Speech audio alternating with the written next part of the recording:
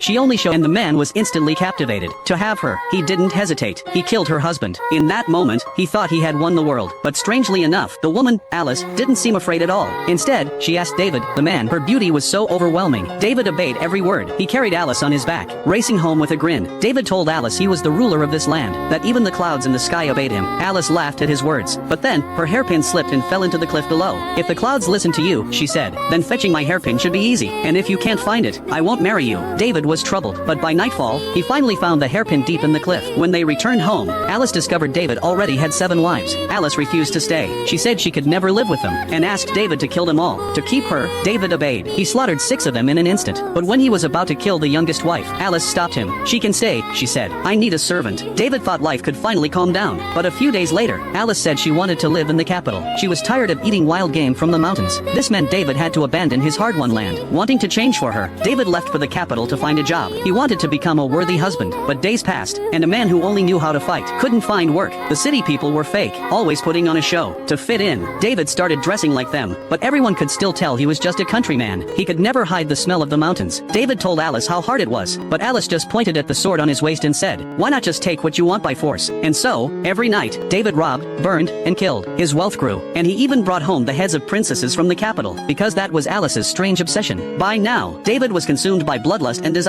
but one day, he finally realized the truth. Alice only saw him as a tool to fulfill her wishes. He thought about killing her, but in the end, he gave up. He longed to return to his old, quiet life in the mountains. While Alice was still fantasizing about the heads of princesses, David told her he was leaving. Alice was shocked. She thought David could never live without her, but he was done. He was ready to leave everything behind. Alice clung to him tightly. She said she would go with him, because she knew, without David, she had nothing. They set off for home, through the blooming cherry blossom forest of their homeland. David had never felt so at peace. But then, something strange happened. Alice's fingers began to dry up. Her skin lost all moisture. She was a ghost. David couldn't believe what he was seeing. Terrified and furious, he strangled her. But when it was over, the ghost turned back into Alice. Then the scene shifted again. Alice's corpse disappeared, and it was David lying there instead. In the end, it was revealed that Alice and the 7 wives might all have been pieces of David's own personality. He had killed off his timid, ordinary self, giving in to his darkest desires, until he became a monster who only knew how to kill. The 7th wife, the one who survived, was obedient and pure, perhaps representing David's childhood self, the last fragile thread of his sanity. Of course, this open-ended masterpiece leaves room for endless theories. Was Alice a supernatural temptress? Or did David simply lose himself to bloodlust? Whatever you believe, every interpretation is valid. So, what do you think about this story?